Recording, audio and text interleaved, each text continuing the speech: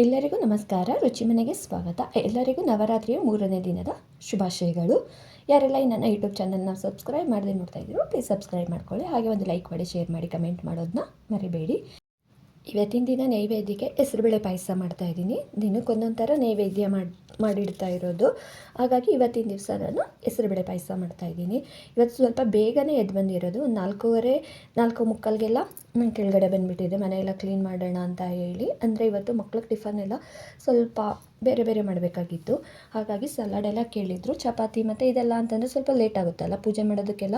First ಪೂಜೆ ಎಲ್ಲ ಮುಗಿಸ್ಬಿಟ್ರೆ ಆಮೇಲೆ ಟಿಫನ್ ಮಾಡೋದಕ್ಕೆ ಸರೋಗುತ್ತೆ ಅಂತ ಹೇಳಿ ಸ್ವಲ್ಪ ಬೇಗನೆ ಎದ್ದು ಬಂದು ಫಸ್ಟು ನೈವೇದ್ಯ ಮಾಡಿಟ್ಕೊಂಬಿಡೋಣ, ಆಮೇಲೆ ಪೂಜೆ ಎಲ್ಲ ಮುಗಿಸಿ ಆಮೇಲೆ ಟಿಫನ್ ಮಾಡೋಣ ಅಂತ ಹೇಳಿ ಎಲ್ಲ ರೆಡಿ ಮಾಡ್ಕೊಳ್ತಾಯಿದ್ದೆ. ಇವತ್ತೊಂದು ಹೊರಗಡೆ ಹೋಗಬೇಕಾಗಿತ್ತು.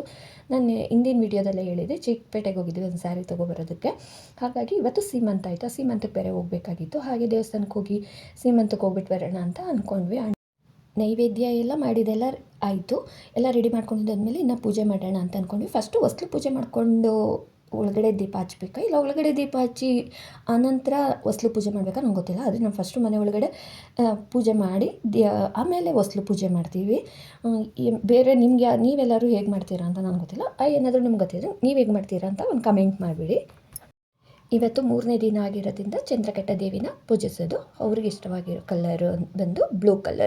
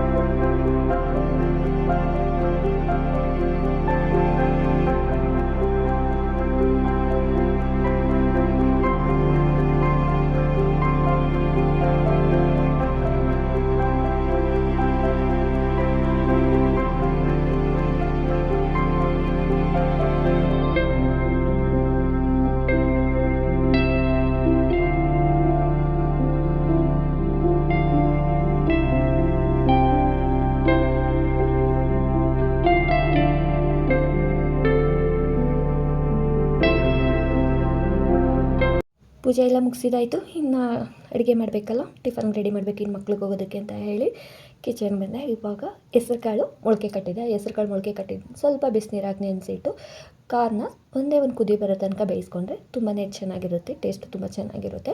ಹಾಗಾಗಿ ಫಸ್ಟು ಸಲಾಡ್ ಮಾಡಿ ಇಟ್ಬಿಡೋಣ ಅಂತ ಹೇಳಿ ಸಲಾಡ್ಗೆಲ್ಲ ರೆಡಿ ಮಾಡಿಕೊಂಡೆ. ಒಂದು ದಾಳಿಂಬೆ ಹಣ್ಣು, ಒಂದು ಸೌತೆಕಾಯಿ ಸಿಪ್ಪೆ ತೆಗೆದು ಕಟ್ ಮಾಡ್ಕೊಂಡಿರೋದು, ಒಂದು ಸೌತೆಕಾಯಿ ಎಲ್ಲ ಸೇರಿಸಿ ಸಲಾಡ್ಗೆ ರೆಡಿ ಮಾಡಿಕೊಂಡು ಇವಾಗ ಹಾಗೆ ಬಾಂಬೆ ಸಾಗು ಮಾಡೋಣ ಅಂತ ಹೇಳಿ ಅದಕ್ಕೆಲ್ಲ ಒಗ್ಗರಣೆ ಕೊಳ್ತಾ ಇದೆ. ಇನ್ನೊಂದು ಸೈಡು ಬೆಂಡೆಕಾಯಿ ಪಲ್ಯ ಮಾಡೋಣ. ಅಣ್ಣಂಗಂತೂ ತುಂಬಾ ಇಷ್ಟ ಬೆಂಡೆಕಾಯಿ ಪಲ್ಯ. ಹೇಳ್ತಾನೆ ಇದ್ರು ಬೆಂಡೆಕಾಯಿ ಪಲ್ಯ ಮಾಡಿ ಚಪಾತಿ ಮಾಡು ಅಂತ ಹೇಳಿ. ಹಾಗಾಗಿ ಅಣ್ಣಂಗೆ ಬೆಂಡೆಕಾಯಿ ಪಲ್ಯ, ಮಕ್ಳಿಗೆಲ್ಲರಿಗೂ ಸಾಗು ಮಾಡೋಣ ಅಂತ ಹೇಳಿ ಬೆಂಡೆಕಾಯಿ ಒಂದು ಸೈಡು ಎರಡು ಬೇಗನೆ ಕೆಲಸ ಮಾಡಬೇಕಲ್ಲ. ಇನ್ನು 7:30 ಅಷ್ಟರಲ್ಲಿ ಟಿಫನ್ ಎಲ್ಲ ರೆಡಿ ಇರಬೇಕು. ದೇವಸ್ಥಾನಕ್ಕೆ ಬೇರೆ ಮಕ್ಕಳು ಹೋಗೋದ್ರಿಂದ 7 ಗಂಟೆ ಅಷ್ಟರಲ್ಲೇ ಟಿಫನ್ ರೆಡಿಯಾಗಿರಬೇಕು. ಸ್ವಲ್ಪ ಸಾಗು, ಸ್ವಲ್ಪ ಬೆಂಡೆಕಾಯಿ ಪಲ್ಯ, ಸಲಾಡು ಮತ್ತು ಫಸ್ಟೇ ನಾನು ನೈವೇದ್ಯಕ್ಕೆ ಅಂತ ಹೇಳಿ ಪಾಯಸ ಮಾಡಿದ್ದೆ. ಪಾಯಸ ಎಲ್ಲ ರೆಡಿ ಆಯಿತು. ಇನ್ನು ಚಪಾತಿ ಒಂದು ಮಾಡ್ಕೊಳ್ಳೋದಿತ್ತು. ಪ್ರೀತನೂ ಹಾಗೆ ಬಂದುಬಿಡಲಿ, ಎಲ್ಲರಿಗೂ ಒಟ್ಟಿಗೆ ಬಿಸಿ ಬಿಸಿ ಚಪಾತಿ ಮಾಡ್ಕೊಂಡು ಕೊಡೋಣ ಅಂತ ಹೇಳಿ ಚಪಾತಿಗೂ ಎಲ್ಲ ರೆಡಿ ಮಾಡಿ ಇಟ್ಕೊಂಡಿದ್ದೆ. ಬೆಂಡೆಕಾಯಿ ಪಲ್ಯನೂ ಅಷ್ಟರಲ್ಲಿ ಆಯಿತು. ಹಣ್ಣಂಗಂತೂ ತುಂಬಾ ಫೇವ್ರೇಟ್ ಬೆಂಡೆಕಾಯಿ ಪಲ್ಯ ಮತ್ತು ಈ ಚಪಾತಿ ಅಂತಂದರೆ. ಸಾಲ್ಟ್ ಮತ್ತು ಪೆಪ್ಪರ್ ಹಾಕಬೇಕಾಗಿತ್ತು. ಅದು ಸೌತೆಕಾಯಿ ಹಾಕಿರ್ತೀವಲ್ಲ ಕಟ್ ಮಾಡಿ, ಅದು ಸ್ವಲ್ಪ ನೀರು ಬಿಟ್ಕೊಡುತ್ತಲ್ಲ, ಹಾಗಾಗಿ ತಿನ್ನಬೇಕಾದ್ರೆ ಹಾಕೋಣ ಅಂತ ಹೇಳಿ ಹಾಗೆ ಇಟ್ಟಿದೆ. ಇವಾಗ ಸಾಲ್ಟು ಮತ್ತು ಪೆಪ್ಪರ್ ಹಾಕಿ ಒಂದು ಮಿಕ್ಸ್ ಕೊಟ್ಟರೆ ಸಲಾಡು ರೆಡಿ. ಇದಂತೂ ಮಕ್ಳಿಗೆ ತುಂಬಾ ಇಷ್ಟ. ನಮ್ಮ ಮನೆ ನನ್ನ ಫೇವ್ರೇಟ್ ಸಲಾಡು ಅಂತಂದರೆ ಇದನ್ನ ಹೆಸ್ರು ಕಾಳು ಸಲಾಡು.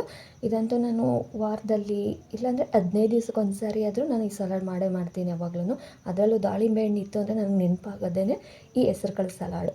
ತುಂಬಾ ಬೇಗನೆ ಮಾಡ್ಕೋಬೋದು. ಮೊಳಕೆ ಕಟ್ಟಿಟ್ಟರೆ ಒಂದು ದಿವಸ ನೆನೆಸಿಟ್ಟು ಒಂದು ದಿವಸ ಆರಾಮಾಗಿ ಮೊಳಕೆ ಬರುತ್ತೆ ಹೆಸ್ರು ಕಾಳು. ಅದೇನು ಲೇಟು ಆಗೋಲ್ಲ ಮೊಳಕೆ ಬರೋದಕ್ಕೆ. ಒಂದು ದಿವಸಕ್ಕೆಲ್ಲ ನೀರಲ್ಲಿ ಹಾಕಿದಾಗೇ ಮೊಳಕೆ ಬಂದುಬಿಡುತ್ತಲ್ಲ, ಹಾಗಾಗಿ ತುಂಬ ಬೇಗನೆ ಮೊಳಕೆ ಬರುತ್ತೆ. ಅಣ್ಣನೂ ಎಲ್ಲೋ ಹೊರಗಡೆ ಹೋಗಿ ಬರೋದು ಸ್ವಲ್ಪ ಲೇಟ್ ಆಯಿತು. ಹಾಗಾಗಿ ನಾ ಸೀಮಂತಕ್ಕೆ ಹೋಗೋಣ, ದೇವಸ್ಥಾನಕ್ಕೆ ಆಗಲ್ಲ, ಸಂಜೆ ಬೇಕಾದರೂ ಹೋಗ್ರಿ ದೇವಸ್ಥಾನಕ್ಕೆ ಅಂತ ಹೇಳಿದ್ರು. ಇನ್ನೇನು ಮಾಡೋದು ಅಂತ ಹೇಳಿ ಸರಿ ಅಂತ ಹೇಳಿ ನಾವು ಸೀಮಂತಕ್ಕೆ ಹೊರಟ್ವಿ. ಅಣ್ಣವ್ರ ಫ್ರೆಂಡ್ ಅವ್ರ ಮಿಸ್ಸಸ್ದು ಇದು ಸೇಮ್ ಅಂತ. ಹಾಗಾಗಿ ಅವ್ರ ಊರಿಗೆ ಹೋಗೋಣ ಅಂತ ಅಂದ್ಬಿಟ್ಟು ಹೊರಟ್ವಿ. ಹೋಗ್ಬೇಕಾದ್ರೆ ಸ್ವಲ್ಪ ಲೇಟೇ ಆಯಿತು. ನಾವು ಹೋಗ್ಬೇಕಾದ್ರೆ ಹತ್ರ ಅಂದ್ಕೊಂಡು ಒಂದು 20 ಕಿಲೋಮೀಟ್ರ್ ಆಯಿತು. ಅಂದರೆ ಕನಕಪುರ ಮೇನ್ ರೋಡ್ ಕಡೆ, ಅಂದರೆ ಆ ಕಡೆ ಟ್ರಾಫಿಕ್ ಇಲ್ಲ ಅಂದ್ಕೊಂಡು ಹೋದ್ವಿ. ಆದರೆ ಕಗ್ಲಿಪುರದ ಹತ್ರ ಮತ್ತು ಸೋಮನಹಳ್ಳಿ ಹತ್ರ ಸ್ವಲ್ಪ ಟ್ರಾಫಿಕ್ ಸಿಗಾಕೊಂಡ್ವಿ. ಹಾಗಾಗಿ ಸ್ವಲ್ಪ ಲೇಟ್ ಆಯಿತು ನಾವು ಹೋಗ್ಬೇಕಾದ್ರೆ. 1 ಅವರ್ 2 ಅವರಲ್ಲೆಲ್ಲ ರಿಟರ್ನ್ ಬಂದುಬಿಡ್ಬೋದು ಅಂತಲೇ ಅಂದ್ಕೊಂಡು ಹೋದ್ವಿ. ಚಿರು ಸರ್ಜೋರ್ದು ಫಾರ್ಮ್ ಹೌಸ್ ಇದೆಯಲ್ವ, ಅಲ್ಲಾಸೆ ನಾವು ಹೋಗೋದು. ಆದರೆ ಯಾವತ್ತೂ ನಾವು ಅಲ್ಲಿ ಒಳಗಡೆ ಹೋಗಿಲ್ಲ.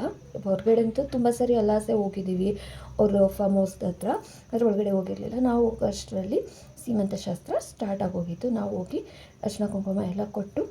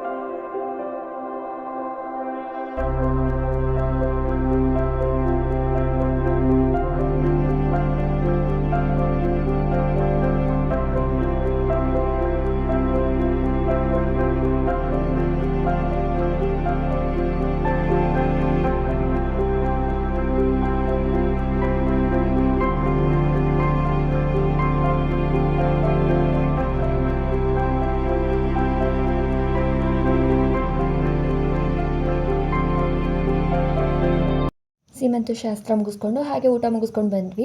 ಪಾಲರ್ ಬೇರೆ ಕಾಣಿಸ್ತಾ ಇತ್ತು. ಅಣ್ಣ ಆಮೇಲೆ ಕೇಳಿದ್ರು ಐಸ್ ಕ್ರೀಮ್ ಏನಾದರೂ ತಿಂತೀರಾ ಅಂತ ಅಂದ್ಬಿಟ್ಟು ಫಸ್ಟೇ ನಮ್ಮದಕ್ಕೆ ರೀ ಅಂತ ಹೇಳ್ತಾಯಿತ್ತು. ಆಮೇಲೆ ಅಣ್ಣ ಹೋಗ್ಬಿಟ್ಟು ಈ ಮ್ಯಾಂಗೋ ಫ್ಲೇವರಲ್ಲಿ ತೊಗೊಬಂದ್ರು. ಆದರೆ ನಂಗೆ ಮ್ಯಾಂಗೋ ಅಷ್ಟೊಂದು ಇಷ್ಟ ಆಗಿರಲಿಲ್ಲ. ವೆನಿಲಾ ಬಿಟ್ಟರೆ ಬೇರೆ ಐಸ್ ಕ್ರೀಮ್ ನಂಗೆ ಅಷ್ಟೊಂದು ಇಷ್ಟ ಆಗೋಲ್ಲ. ಅಲ್ಲಿಂದ ಸ್ವಲ್ಪ ಮುಂದೆ ಬಂದರೆ ಸಿಲ್ಕ್ ಫಾರ್ಮ್. ನಮ್ಮಪ್ಪ ಇಲ್ಲೇ ಕೆಲಸ ಮಾಡ್ತಾಯಿದ್ದು. ತುಂಬಾ ಮಿಸ್ ಮಾಡ್ಕೊತೀರಿ ನಾನು ನಮ್ಮಪ್ಪನಂತೂ. ಇಲ್ಲಿ ಬಂದಾಗ ಅದನ್ನೇ ಮಾತಾಡ್ಕೊಂಡು, ನಮ್ಮಪ್ಪ ಕೆಲ್ಸಕ್ಕೆ ಹೋಗ್ತಾಯಿದ್ರಲ್ಲ ಅದ್ರ ಬಗ್ಗೆನೇ ಅಣ್ಣ ನಾನು ಹೊತ್ತಿಗೆ ಮಾತಾಡ್ಕೊಂಡು ಬಂದ್ವಿ. ಅಂದರೆ ಇವಾಗಿಲ್ಲ ನಮ್ಮಪ್ಪ, ಆದರೆ ಅವ್ರ ನೆನಪು ನಾವು ಯಾವತ್ತೂ ಮರೆಯೋದಕ್ಕಾಗಲ್ವಲ್ಲ. ಈ ಸೈಡ್ ಬಂದಾಗೆಲ್ಲ, ಈ ಸಿಲ್ಕ್ ಫಾರ್ಮ್ ಹತ್ರ ಬಂದಾಗೆಲ್ಲ ನಮ್ಮ ಅಪ್ಪನ ನಾವು ನೆನಪು ಮಾಡ್ಕೊಳ್ತೀವಿ. ಅಲ್ಲಿಂದ ಬರಬೇಕಾದ್ರೆ ಹಾಗೆ ಲೇಔಟ್ ಅಲಾಸ್ ಬಂದ್ವಿ. ಈ ಲೇಔಟಲ್ಲಿ ನಮ್ಮದು ಜಮೀನಿತ್ತು, ಅದ್ರ ಬಗ್ಗೆ ನಾವು ಮಾತಾಡ್ಕೊಂಡು ಬರ್ತಾಯಿದ್ವಿ ಅಣ್ಣ ನಾವೆಲ್ಲನೂ. ಇಲ್ಲಿದ್ದಾಗ ನಮ್ಮ ಜಮೀನು ಅಂದರೆ ಇಲ್ಲಿ 3 ಎಕರೆ ಇತ್ತು ನಮ್ಮ ಜಾಗ. ಅದನ್ನು ಅವಾಗೇ ಮಾರಿಬಿಟ್ಟಿದ್ರು ನಮ್ಮಪ್ಪ. ಅದ್ರ ಬಗ್ಗೆ ಮಾತಾಡ್ಕೊಂಡು ಇವಾಗ ಇದ್ದಿದ್ರೆ ಹೇಗಿರೋದು ನೋಡಿ, ಇವಾಗೆಲ್ಲ ಯಾವ ಥರ ಆಗೋಗಿದೆ ಅಂತ ಅಣ್ಣ ಅದನ್ನೇ ಹೇಳ್ಕೊಂಡು ಬರ್ತಾಯಿದ್ರು. ತುಂಬಾ ಚೆನ್ನಾಗಿತ್ತು. ಇವಾಗ ಲೇಔಟ್ ಅಂತ ನಾನು ಇದೇ ಫಸ್ಟ್ ಟೈಮ್ ಇದ್ರ ಒಳಗಡೆ ಬಂದಿರೋದು. ಈ ಲೇಔಟ್ ಒಳಗಡೆ ತುಂಬಾ ಚೆನ್ನಾಗಿತ್ತು ಜಾಗ. ನಾವು ಅದನ್ನೇ ಇಲ್ಲಿ ಅವಾಗ ನಾವು ಚಿಕ್ಕ ಹುಡುಗರಲ್ಲಿ ಇಲ್ಲಿ ಹೊಲದ ಹತ್ರ ಬರ್ತಾಯಿದ್ದಿದ್ದು. ಅಂದರೆ ಪ್ರತಿಯೊಂದು ಇಲ್ಲಿ ಬೆಳೀತಾ ಇದ್ದಿದ್ದು ರಾಗಿ ಎಲ್ಲನೂ. ಅಣ್ಣ ಇದೇ ಜಾಗದಲ್ಲಿ ನೋಡಿ, ಇದೇ ಜಾಗ ನಮ್ಮದು ಹೊಲ ಅಂತ ಅಣ್ಣ ಹೇಳ್ತಾಯಿದ್ರು. ಅದಕ್ಕೆ ತೋರಿಸ್ತಾಯಿದ್ರು ನೋಡಿ, ಅಲ್ಲಿಂದ ಇಲ್ಲಿ ತನಕ ನಮ್ಮ ಹೊಲ ಇದ್ದಿದ್ದು 3 ಎಕರೆ, ಪಕ್ಕದಲ್ಲಿ ಮಾವಿನ ತೋಪು ಅಂತೆಲ್ಲ ಹೇಳ್ಕೊಂಡು ಬರ್ತಾಯಿದ್ರು. ತುಂಬಾ ಚೆನ್ನಾಗೈತೆ. ಇವಾಗಂತೂ ನಾನು ಇವತ್ತೇ ಫಸ್ಟು ನೋಡಿದ್ದು ಈ ಜಾಗನ. ಇಷ್ಟು ಚೆನ್ನಾಗಿ ಮಾಡಿಬಿಟ್ಟಿದ್ದಾರೆ ನಮ್ಮ ಹೊಲ ಇದ್ದಿದ್ದ ಜಾಗದಲ್ಲಿ ಅಂತ ಅಂದ್ಕೊಂಡು ಬಂದ್ವಿ. ಏನು ಮಾಡೋಕ್ಕಾಗಲ್ಲ, ಹೋಗಿರೋದನ್ನ ಮತ್ತೆ ಪಡ್ಕೊಳ್ಳೋದಕ್ಕಾಗಲ್ಲ ಅಲ್ವಾ. ಹಾಗಾಗಿ ಸುಮ್ಮನೆ ನೋಡಿಕೊಂಡು ಇದು ನಮ್ಮ ಜಾಗ ಅಂದ್ಕೊಂಬರ್ಬೇಕಷ್ಟೇ. ಇಲ್ಲಿಗೆ ಇವತ್ತಿನ ವ್ಲಾಗ್ ಎಂಡ್ ಆಗುತ್ತಿದೆ. Thank you.